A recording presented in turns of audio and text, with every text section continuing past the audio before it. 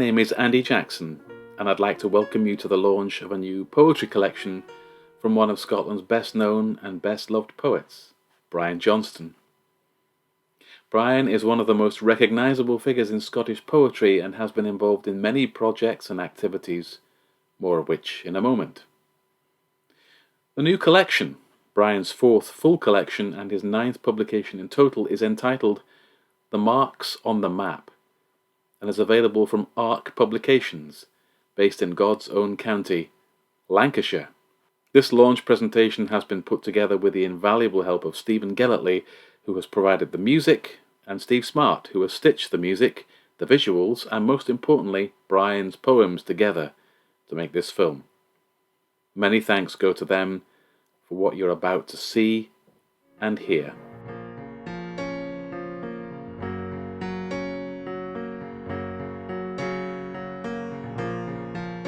Many of you will know Brian, but potentially for a number of different contributions he has made to poetry in Scotland and beyond. It's impossible to mention everything in the short time we have here, but I can try and give you a flavour of Brian's life in poetry. It's now 25 years since Brian's debut publication, The Lizard's Silence, and he's been tirelessly active since then. I mentioned his poetry collections and pamphlets, notably Dry Stonework and the Book of Belongings, plus his 2017 memoir, Double Exposure, but also a large number of collaborative activities and poetry projects, including Scotia Extremis, the website and book, which I had the pleasure of curating alongside the man. Brian's desire to bring poetry to the cultural centre stage culminated in his long tenure at the helm of Stanza, Scotland's international poetry festival, of which he was a founder and also director for a decade, laying the foundations for the festival's ongoing success. Brian's poetry was honoured by the UK's National Poetry Archive in 2014, and he was invited to record several poems for preservation in the archive. But Brian has also been hugely active at grassroots. His musical collaborations in projects such as Elegy for Columkille with composer Rebecca Rowe and his experiments with the jazz improv outfit Trio Verso, featuring Richard Ingham and Louise Major, reveals someone not content to work in one medium alone, as underlined also by his work with artists over many years and his recent multimedia collaboration with poet Chris Salt, their powerful theatrical presentation, The Fields of War. Other work at the Poetry Chalkface includes his founding of Edinburgh's Shaw Poets, plus countless readings at festivals and events across Europe and in Central and North America. He's read in cellars, castles, kirks, cathedrals, and even caves, in tents, on lakes, and on the radio.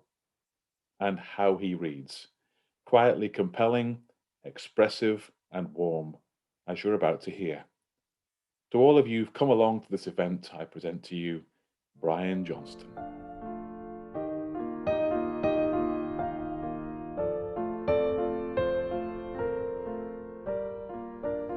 Welcome to the launch of my latest collection with Ark Publications, The Marks on the Map. I'd like to start with three poems that take us into the seasons and into the natural world. And the first one of these takes us back to the snowy winter that we had not so long ago now. It's about a child, as kids often do, writing on the condensation of a window and leaving a message which, of course, does not get preserved. Meaning. Just as rubbings have taken the words we wrote as infants, chalk dust, the letters on slates our grandparents laboured to save, so the lessening chill of the day, the weakling sun of winter, has warmed this pain just enough to erase the message a child has left for someone coming in on his wake to stare through this window at snow that's beginning to melt. The meaning he tried to impart vanished, but for the ghost of a script caught in the sheen of a glass, only there when viewed at a slant, but lost with the swab of a hand. The next poem takes us into the warm spring sunshine and finds me sitting on a bench reading in our garden when I suddenly notice on the stones of the patio some strange patterns I'd never noticed before. Footnotes. It's the pattern of a dance, not slow, slow, quick, quick, slow, but slow, slow, slow.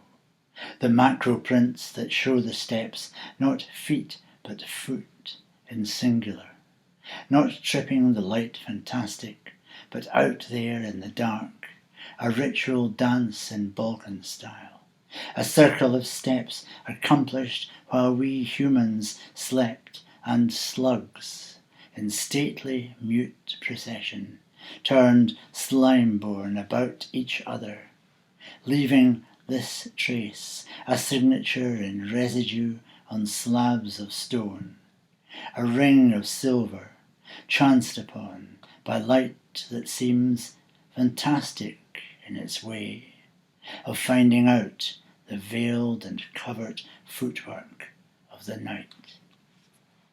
I'm going to finish this short set with the title poem from the collection. The story behind this poem is based on the itinerant workers who used to tramp the countryside in the 40s and 50s, and they relied for subsistence on the kindness of the locals, providing them with odd jobs, any work needing done about farms and cottages, or not, as the case may be.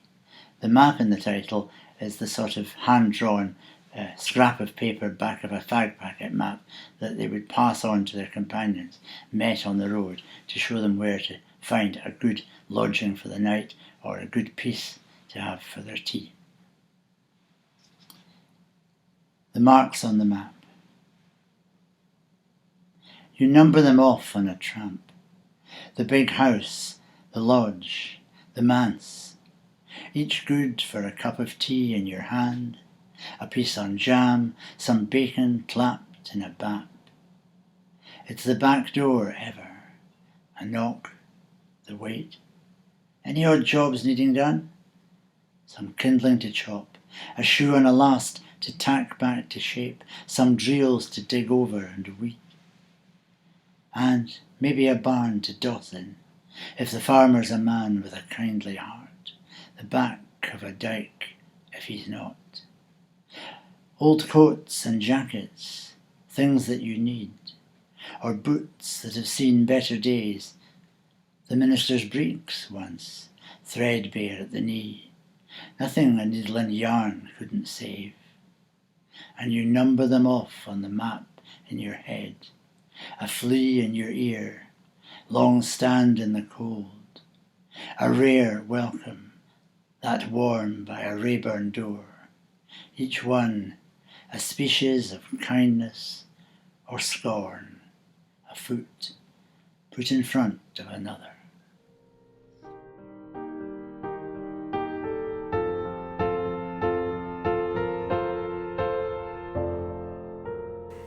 It has been a very real pleasure to publish Brian's titles. He is one of those authors who make the publisher's life much easier than it usually is with new books, in that he is extremely considerate. Not only is he very well trained in the practice and craft of writing, but more than that, he manages the very difficult art of appealing to a wide range of people by using his expertise in articulation and precision. By sheer dint of his command of language and his penchant for narrative, he achieves the rare feat of reaching readers of all ages, whether they are habitual poetry readers or coming to poetry for the first time.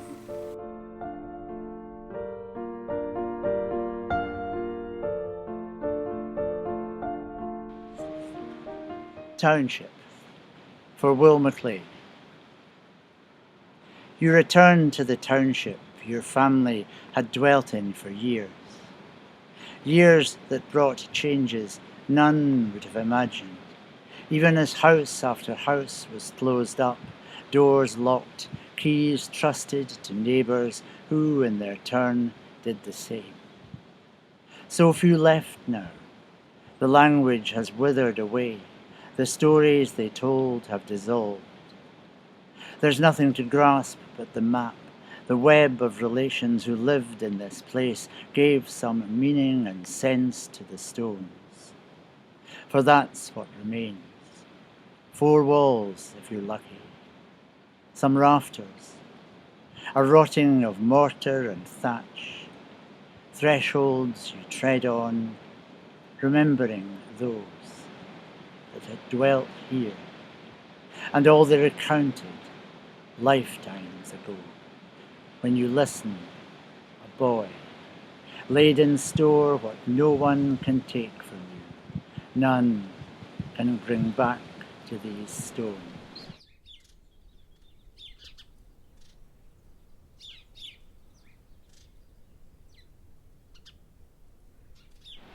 John Clare's rules. They sit before him as he writes. An insult and a kindness, both the same. Mementos of a tree he loved, sat under, loved another in its shade, laid plans he thought the tree would see, ancient as it was, a familiar of the parish he had dwelt in.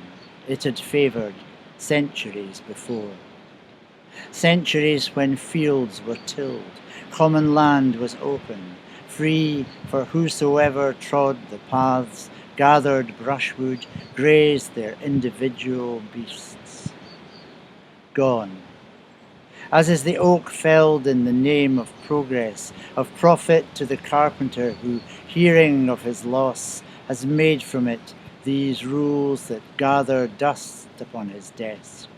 Rules pricked out in inches, the tree out-topped in feet. A kindness to allow of his regret, an insult, mocking what he can't forget.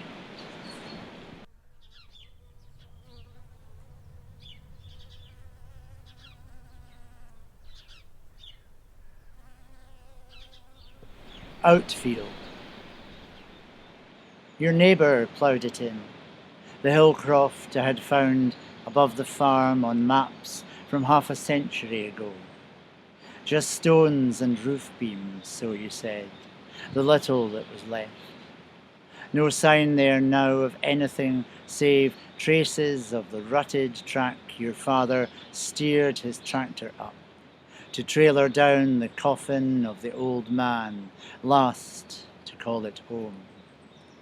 A slow collapse to dereliction, flagged as ruin there in brackets on the map, then nothing on the later OS sheets. The hillside clear of habitation, bar the farmhouse, standing empty, your father gone, bedded in a care home, blind.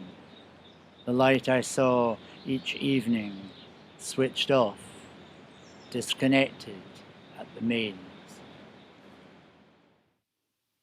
Sure-footed in his work as cartographer of the overlooked, Johnson takes us on an expansive journey in this absorbing collection of tributes, stories, and memories, as he maps out the effects of time on people and places. Throughout, we encounter that characteristic Johnston timbre, one of respect, sophistication, and, above all, grace. This poem has a rather strange title. It's called Ask and Embla. Those two characters were the first human beings ever created by the Norse gods, according to Scandinavian mythology. The poem has an epigraph from Kathleen Jamie's poem The Beach, which comes from her collection The Overhaul. Still working the same curved bay, hoping for the marvellous. Ask and Embla. Our minds have conjured gods, found them in dreams of the shore, combing the tide line as we would do, for flotsam and bruck. Like us, they search for function, utility, find it in wind-felled limbs washed from some sea-edged grove storms ago. These they light on, weigh in the palms of their hands, turning the lumber this way and that, seeing something not to be lost. Such small timber, but handsome still, sea-scoured and bleached. As gods, they know what they must do. Breathe their spirit into the grain, give life to limbs stiffened by brine, make ask and Embla, first of our kind, things of driftwood, seasoned by tides.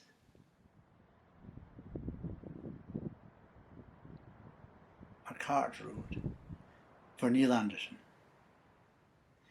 Metalled at the village, it's still a road in use, much as it might have looked to carter, coachman, to solitary rider who would have recognised its regularity of pebbles impacted in the ground as hooves measured out the distance to the town. But rounding the corner where the slope drops off, we find it changed. All traces of the causey lost beneath long years' accretion of soil that thickened from the drier days supports us, as it does wood sorrel, bluebell, celandine, and, steeper now, becomes a sunken lane, still identifiably an ancient road, its verges bounded by crumbling walls that shepherd it downhill. 2 centuries of leaf mould, root and sapling growth have filled in what was once a well-trod hollowed way. So we must take its foot-worn path that winds towards the Eden's banks where, lost amongst the undergrowth, a pack-horse bridge leads nowhere now, the river having quit the beaten track. The Marks on the Map by Brian Johnson. The treasure's there only for the finding. Every good poem is an expedition of sorts. In lesser work we are led towards a carefully landscaped revelation which always belongs wholly to the poet, but in the effective poem we're set loose, and following a map partly of our own making, find ourselves at last in a distant corner of ourselves. In The Marks on the Map, Brian Johnson takes us on a remarkable journey, not just to discover what is there, but also what was there, mapping time as well as space. This is one map I would urge readers to follow, because the world through which Johnson guides us is so utterly moving, so totally familiar, and so entirely new. Night's take. The night has crept into our dreams again, has fussed and fidgeted around the edges of what seemed awake, was not, but felt so true, so palpable, we almost rose up from our beds to welcome it in open arms and hold it close. It cannot know us better than we know ourselves, yet we wonder where the darkness came from, why stars we watched before we slept have vanished from the skies. The pillows where we laid our heads hold their form like plaster casts, and under each a sliver of the night awaits. And the next poem I'd like to read is called Heritance. This is dedicated to my grandmother, who died in the 1960s when I was only 14 years old. She was someone I was very, very fond of and very close to the extent that I can still remember every single space in her house, every room, every window, every alcove. So this is a little dreamscape of a wander through my grandmother's house, ending up with a very small piece of timberware which I inherited from her, a breadboard. Heritance. for my grandmother. I can open your door if I think myself back far enough. Walk down your dim-lit hallway by the grandfather clock that gave me the creeps. Turning not right to the study, its closet of books, but left, and you're there. It's your chair, I remember, straight-backed and chintz. You sat by the fire in the back room, more easy to heat its small scale that echoed your own stooping frame. Don't send me away, down to the shops, or next door to collect the weekly share, but into the kitchen to save your old pins, gas on a peat for the soup, to slice up the loaf you've left out on the board I'm using today, in a kitchen you weren't to see. The breadboard as good as ever it was, though scored from the cutting of each of our knives and floured with the grains we have lost. The next poem is based on the peoples of the North, the Inuit or the Eskimos as they used to be known, and it's preceded by an epigraph from Jan Lamprecht from his book Hollow Planets. From the Eskimos there were constant legends and rumours of a fertile land to the north, beyond the ice barrier. North.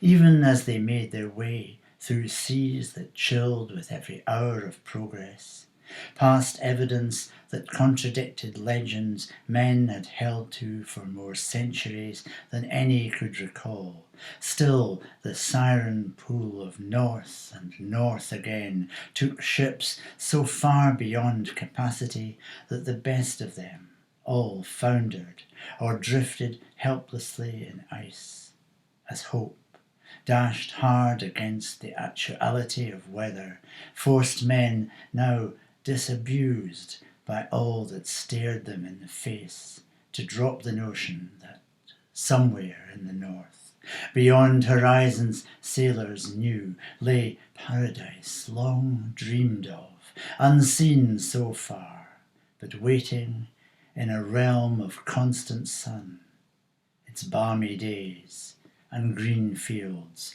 just beyond their gaze. The final poem I'm going to read for the launch is called Flying Out of Marco Polo. This, of course, is the airport of Venice, named after that famous explorer, Marco Polo, and one where you're conveyed in the most modern of transport systems, flying out over that ancient landscape of the Venetian lagoon. Flying out of Marco Polo. They say it was a cell in which he told those tales, incarcerated in a space as big as his recall could make it. A listener, ears agog, believed or disbelieved, we do not know, but left us his accounts of trackless wastes, lost routes, the secret corners of a world so mythical that few had penetrated any further than the margins. Left us to his name, one known to millions, given now to this departure point, for travel every bit as strange as were his tales.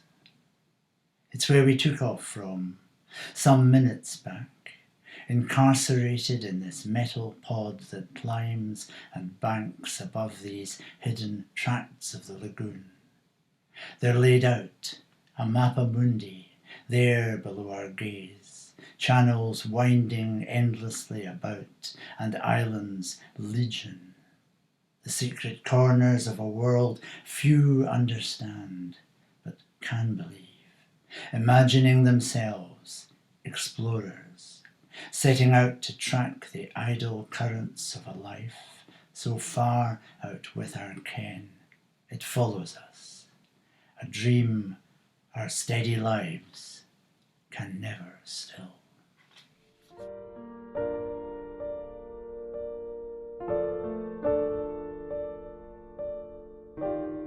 If you don't yet have a copy of The Marks on the Map, I imagine you'll be wanting one after that presentation, It's marvellously evocative of family and place, and it's been a pleasure to hear Brian reading from it.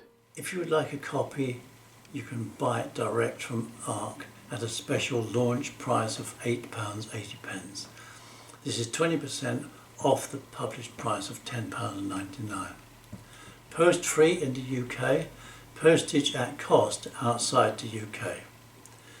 The easiest way to do this is through the ARC website, but you can also order it by email or by phone. We'll hold this price until the end of April. I'd like to finish by saying we are proud to be Brian's publishers, and we hope that this book meets with the success it most certainly deserves. Thanks to Brian Johnston himself for inviting us into his world for a little while. Thank you all for coming and supporting Brian through this event, and I hope to see many of you soon when we're able to do so. Thank you.